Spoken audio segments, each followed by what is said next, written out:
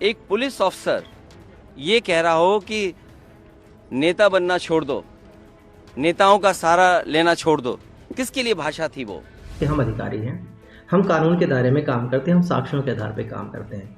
कोई भी जो बोले उसका साक्ष्य होना चाहिए। समाज के जिम्मेदार लोग हैं, जिम्मेदारी से बयान देना चाहिए। ब्यूरोक्रेसी में कुछ नाम ऐसे होते हैं जो केवल दफ्तर तक या फिर सरकारी फाइलों तक या फिर ब्यूरोक्रेसी के गलियारे तक सीमित नहीं रहते, बल्कि उनके कई फैसले, उनकी कई कार्रवाइयां, उनके कई बयान पॉलिटिकली भी काफी ज्यादा चर्चा में रहते हैं। और ऐसे ही एक अधिकारी चर्चा में आए हैं। वो अधिकारी जिनकी एंट्री उत्तर प्रदेश में होती है अखिलेश सरकार में। उसके बाद योगी सरकार जब आती है तो वो योगी आदित्यनाथ सीएम के काफी करीबी हो जाते हैं। एक के बाद एक कैसे फैसले उनके सामने आते हैं जिसकी वजह से वो खूब चर्चा में रहते हैं। सीधी अदावत समाजवादी पार्टी से उनकी नजर आती है, फिर चाहे वो अखिलेश यादव हो या फिर आजम खान। सीधी टकराव इन अधिकारियों के साथ उनकी होती नजर आती है, जिनके लिए कहा जाता है कि उन्होंने पश्चिमी उत्तर प्रदेश के पॉलिटिक्स को बिल्कुल बदल कर रख दिया, जिनका नाम लेकर समाजवादी पार्टी के नेता जम करके आरोप प्रत्यारोप करते हैं। उन आईएएस ऑफिसर की चर्चा फिर से है, क्योंकि वो आईएएस ऑफिसर 2 महीने की छुट्टी पर गए हैं इस सवाल के साथ कि क्या वो आगे उत्तर प्रदेश की ब्यूरोक्रेसी को कंटिन्यू कर पाएंगे या नहीं। नमस्कार, आप देख रहे हैं चर्चा में और आपके साथ मैं हूं सुषमा। हम बात कर रहे हैं मुरादाबाद मंडल के कमिश्नर रहे अंजय सिंह की। अंजय सिंह का नाम आपने कई दफा पॉलिटिकली सुना होगा। 2019 में जब वो रामपुर जाते हैं, उसके बाद रामपुर मॉडल की बड़ी चर्चा हुई। वो मॉडल जिसमें समाजवादी पार्टी के सबसे बड़े नेता माने जाने वाले आजम खान के साम्राज्य को हिलाकर रख दिया, जिसके बाद बीजेपी की जीत वहां पर मुमकिन हो पाई। पॉलिटिकली कई आरोप उसको लेकर कहे गए। खुद अखिलेश यादव रामपुर मॉडल का जिक्र करते नजर आए। दरअसल मुरादाबाद मंडल के कमिश्नर रहे अंजय सिंह की यूपी में प्रतिनियुक्ति यानी डेपुटेशन जो है वो 14 अगस्त को खत्म हो गई और फिलहाल 8वां सेवा विस्तार उनको अब तक मिला नहीं है और इसके बाद वो 2 महीने की छुट्टी पर चले गए हैं। सवाल ये कि क्या उनको ये 8वां सेवा विस्तार मिल पाएगा, एक्सटेंशन मिल पाएगा या नहीं। तमाम तरह की चर्चाएं सोशल मीडिया पर हो रही हैं, तमाम तरह की बातें तमाम न्यूज़ पोर्टल्स पर लिखी जा रही हैं, मीडिया में कही जा रही हैं।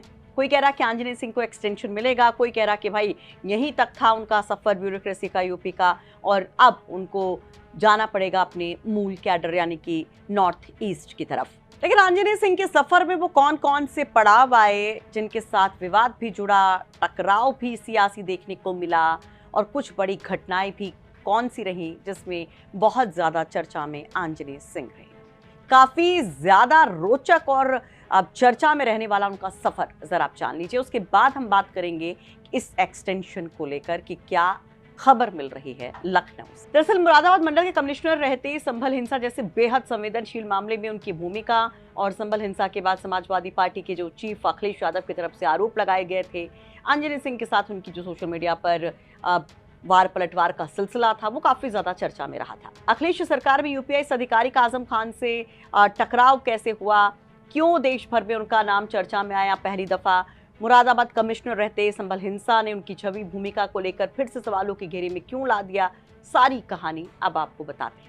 अंजय सिंह 2005 बैच के सिक्किम कैडर के आईएएस ऑफिसर हैं। 16 फरवरी 2015 को वो डेपुटेशन पर यूपी आते हैं और ख़ास बात ये कि उस वक्त यूपी में अखिलेश यादव की सरकार थी। यूपी में आने के बाद उन्होंने सिंचाई विभाग और वाणिज्य कर विभाग समेत कई अहम जिम्मेदारियां संभाली और बुलंदशहर, फतेहपुर, रामपुर के जिलाधिकारी रहे। बाद में 2021 में उन्हें मुरादाबाद मंडल का कमिश्नर बनाया गया। यानी जो अफसर अखिलेश सरकार में आया था डेपुटेशन पर, वो सत्ता परिवर्तन जब 2017 में होता है, नई सरकार आती है बीजेपी की, सीएम बनते योगी आदित्यनाथ, तो उनके करीबी, विश्वस्त और कड़क अधिकारियों में शामिल बताया जाने लगता है। 2019 में अंजनी कुमार सिंह रामपुर के जिलाधिकारी बनाए गए थे और उस दौरान उनकी बहुत ज्यादा चर्चा तब शुरू हुई जब आजम खान के खिलाफ कार्रवाइयों का सिलसिला शुरू हुआ। रामपुर यानी समाजवादी पार्टी के कद्दावर नेता आजम खान का राजनीतिक गढ़, जहां पर लोकसभा चुनाव का दौर था, जब प्रशासनिक कार्रवाई को लेकर आजम खान और तत्कालीन डीएम अंजय सिंह के बीच तनाव काफी ज्यादा चर्चा में था।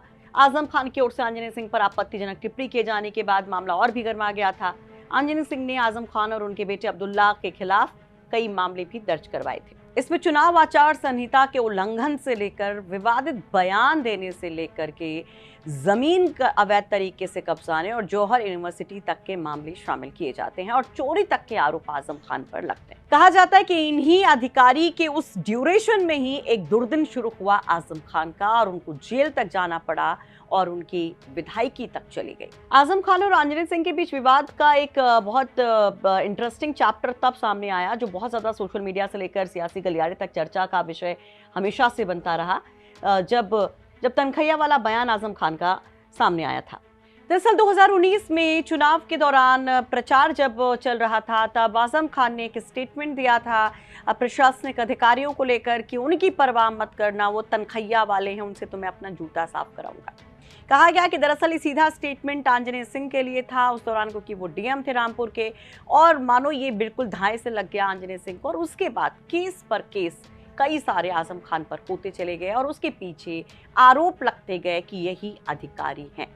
कहा यह गया कि आजम खान वहां पर पॉलिटिकली कमजोर हुए आंजनेय सिंह की वजह से, जिसका माइलेज मिला बीजेपी को। आंजनेय सिंह के रामपुर डीएम रहते ही जौहर यूनिवर्सिटी से जुड़े मामलों में भी प्रशासनिक कार्रवाई हुई और ये मामला सिर्फ जमीन या यूनिवर्सिटी तक सीमित नहीं रहा, बल्कि यूपी की पॉलिटिक्स में आजम खान बनाम योगी सरकार की बड़ी लड़ाई का हिस्सा भी बन गया। और दिलचस्प बात यह है कि 2026 में जब ये समय चल रहा है, जौहर यूनिवर्सिटी से जुड़े कई भवनों पर कार्रवाई का मामला फिर से चर्चा में है। 40 में से कई इमारतों को अवैध बताते हुए बुलडोजर एक्शन को लेकर भी एक नई लड़ाई देखने को मिल रही है। 2021 में उन्हें मुरादाबाद मंडल का कमिश्नर बनाया गया था और उसके बाद 24 नवंबर 2024 को उसी मंडल के संभल के शाही मस्जिद में जिस तरह से घटना सामने आई, जो हिंसा हुई, तब फिर से आंजनेय सिंह चर्चा में आए थे। उस दौरान स्थिति को संभालने के लिए आंजनेय सिंह खुद मैदान में उतरते हैं। एक तरफ एसएसपी होते हैं के बिश्नोई और उस समय के संभल के डीएम होते हैं राजेंद्र पेंसिया, और दूसरी तरफ होते हैं मुरादाबाद मंडल के कमिश्नर आंजनेय सिंह। मुरादाबाद मंडल के कमिश्नर होने के नाते आंजनेय सिंह इस पूरे घटनाक्रम में मंडल स्तर के सबसे प्रमुख अधिकारियों में शामिल थे और हिंसा के बाद उनके बयान भी चर्चा में आए थे और सीधे अखिलेश यादव के निशाने पर भी वो आए थे। संभल हिंसा के बाद समाजवादी पार्टी लगातार सरकार और प्रशासन पर जब सवाल उठा रही थी, तो अखिलेश यादव ने आंजनेय सिंह की भूमिका को लेकर सवाल उठाए थे। ऐसे कई और घटनाओं में आंजनेय सिंह काफी ज्यादा चर्चा में रहे, फिर चाहे मुरादाबाद में सपा के दफ्तर को खाली करवाने का वो मामला हो, जिसे कभी मुलायम सिंह के एक आलिशान कोठी के तौर पर जाना जाता था। ऐसे कई घटनाएं आंजनेय सिंह के उत्तर प्रदेश के इस करियर से जुड़ती। मुरादाबाद मंडल कमिश्नर रहने के दौरान कई दफा पत्रकारों से भी उनकी टकराव की खबरें आती रही, लेकिन कोविड काल में जिस तरह से रामपुर में उन्होंने पूरे हालात को संभाला, उसकी काफी चर्चा हुई थी, तारीफ भी हुई थी। यानी कि अगर उनके सफर को देखें तो कुछ ऐसे विवाद भी हैं और कुछ ऐसी सराहनाएं भी हैं जो उनके अनुशासन, उनके कड़क मिजाजी को, उनके काम के स्टाइल को यहाँ पर दिखाती। तो ये था आंजनेय सिंह का सफर जो हमने आपको बताने की कोशिश की। आपको रिपोर्ट कैसी लगी, कमेंट बॉक्स में जरूर अपनी राय रखिएगा।